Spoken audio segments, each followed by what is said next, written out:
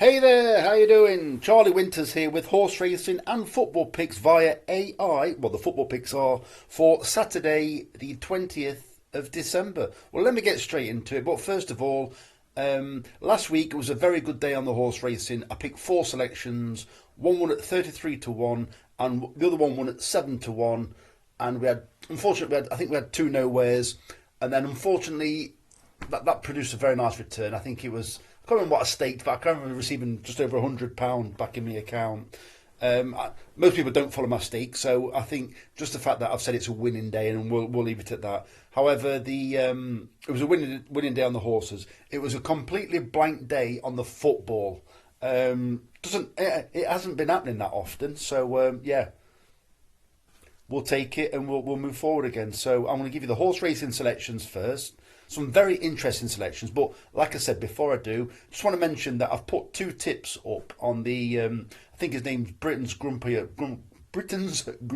old git.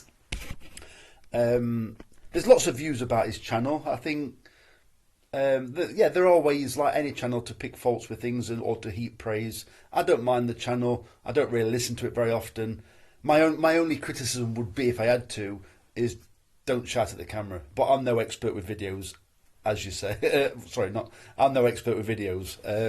But yeah, I can understand why people maybe get a bit annoyed. But to be fair, I do like, there is a draw to the channel as well, because it does cover a number of topics, and it does heap praise or call people out, which is quite within his rights to do. So let me get into it. So today's selections, they are as follows. So it's a 10 pence each way Super Hinds and £1 each way singles, and I think it comes to £38. So I'm going to explain the ones that I can remember, because I've been picking the football after that, so I'm a bit lost. So the first selection is Dr. Midas at 13 to 2 in the 1:15 at Ascot. Some of these horses that I'm picking, most notably the larger prices, and I'm talking probably 16s upwards, they are horses that I think have got a bit of a sneak, where the race I don't think is quite as strong as it's been made out, and there are flaws in the fancied horses. But that's probably how most people pick bigger selections anyway. So let me go on to the second selection. So the second selection is Etalon at 18 to 1 in the 1:50 at Ascot. So this horse is trained by Dan Skelton. I believe it's ridden by Harry Skelton as well.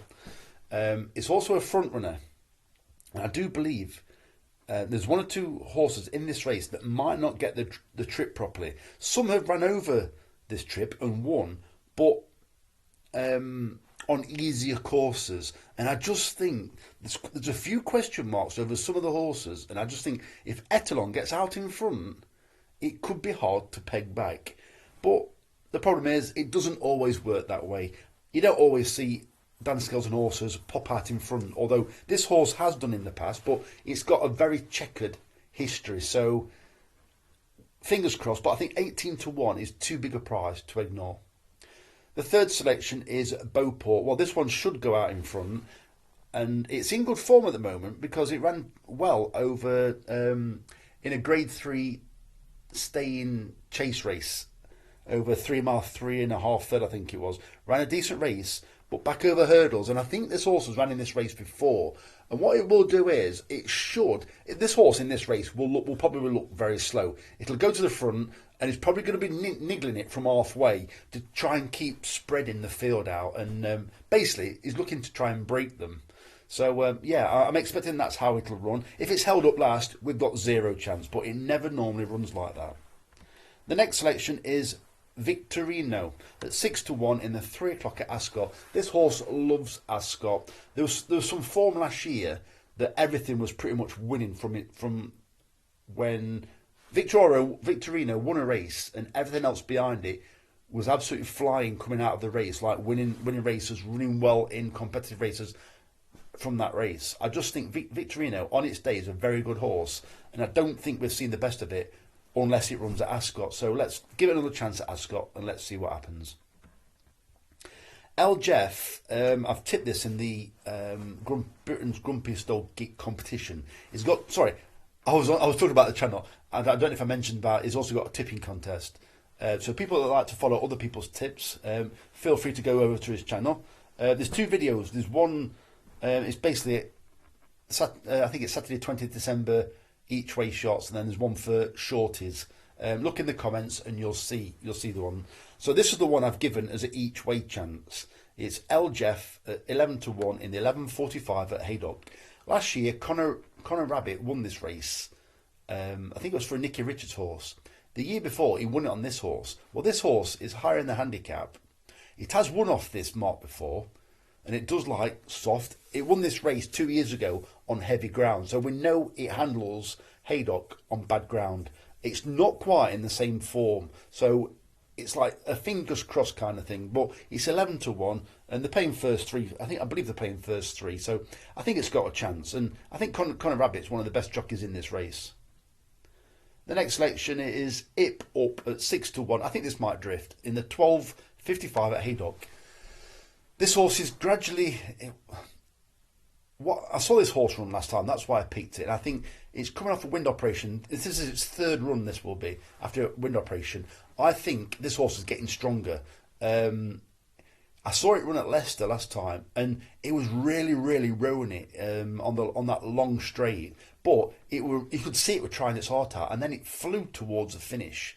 And I just think this Haydock, more galloping track, could bring out the best in it. And I believe it's soft ground there as well. So I think this horse is now really hitting the ground, not hitting the ground, hitting the line, running. I don't think you're not seeing a horse that's really weakening on bad ground. I think you're seeing it's not the fastest horse, but it's trying its heart out to the very end. And I think that could run it into a place today. And it's only 6-1, but I think it could drift. The next selection is ridden by Gavin Sheehan. It's Bruce Jack at 12-1 in the 2:05 at Haydock. This is paying first 4. It's in decent form. It's run in some staying races already. I think it's 2 this year. Run well, 4th and 5th in big fields. There's so many question marks over a lot of the other horses, and I think this horse comes into this race with very few question marks against it. Whereas some of the horses higher up in the betting are actually they've got things to prove, in my opinion. So that, I believe, is the final horse racing selection. But what I want to say is, before you go, there will be another bet that I will put in the description. So one of the other bets for the Britain's Grumpy Soul Git channel is a shorty. The problem is, I've given a shorty. It's 10-1. So I understand the rules, give a shorty, pick one you fancy at a shorter price. The reason why I've gone for that one is, you will see the horse in the description later on today. About this is 9 o'clock now. You'll see it in there for 10 o'clock. What that horse is, it's called something like Largy Belter. It's a 4-horse race. I believe it's something like the 12:20 at Haydock. It's the outside of the lot. It's been tailed off apparently, but it has been tailed off. But it's been tackling far better company than this race. It's a 4-runner race, so it's got 3 opponents, 10-1. There's question marks over the other 3 as well. So unless they intend on giving it a schooling session, it's actually got a realistic chance. Even if you want to bet it again in match bets against some of the others, I actually think that the outside of the lot, which I think it's called Largy Belter, I shall put it in the description after this video, but it has got a chance. It achieved a Racing Post rating of 123 last time. I think the third favourite, or the third outsider, third favourite, also posted something very similar.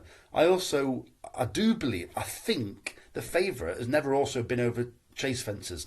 Don't quote me on that, because I might have been thinking about a different race about the favourite, but there is question marks, even if I'm wrong about that, about the favourite as well, because there's also a horse in that race that has ran a disappointing run the last 2 times. So I'm quite happy to go for very small stakes on the outsider, or even a match bet against some of the others. But those are the horse racing selections. As you can see, I've already put the Super Hinds on.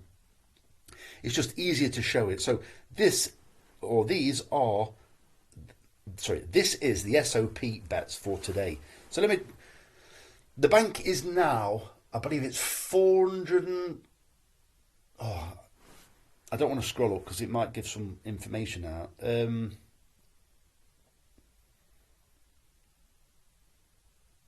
So all you want to do, if you want to work out what the entire stakes is today, just look at the stakes there, look, and just add them together.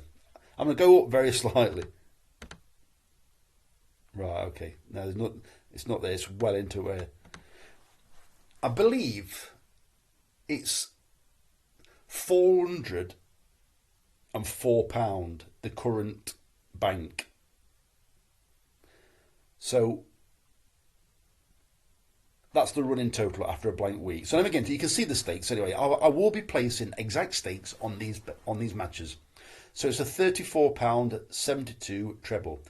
Man City to beat West Ham, Bolton to beat Wickham, and Bradford to beat Leyton Orient. As I always say, you need to find a bookmaker that pay on two clear goals in each match. It's called the early payout on Bet365. So over 2.5 and over 3.5 goals treble. It's the same matches in each one. It's Tottenham versus Liverpool, Charlton versus Oxford, and Shrewsbury versus Chesterfield. So it's £30.38 treble, over 2.5 goals on those matches. The Tottenham match, the Charlton match, and the Shrewsbury match. Same again, it's £13.02 this time on the over 3.5 goals treble, Tottenham, Charlton, and Shrewsbury. And the both teams to score treble, £8.68, is Wolves versus Brentford, Oldham versus Tranmere, QPR versus Leicester, and that's both teams to score yes. And finally